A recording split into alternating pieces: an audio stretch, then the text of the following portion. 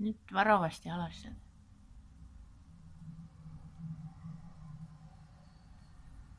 Mistäköhän tommosia valjaita saa? Itse asiassa tuossa...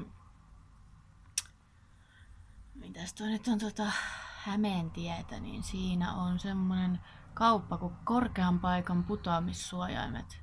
Sieltä varmaan sais tommosia. No jos ei saa, niin mitä ihmettä sieltä sitten saa. No joo. Mihinköhän laittaisi tuollaiset sitten?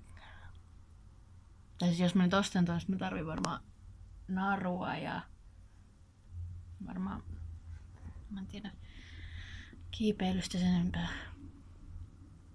Varmaan jotain, niin no joo. No joo. No joo. Ja nyt haravalla viimeiset, noin te. Nyt pitää katsoa, mutta ettei myös sporakiskoilla, kun siitä... Mitäköhän käy, jos siinä jää tommonen isompi keppi ja spora ajaa siihen päälle?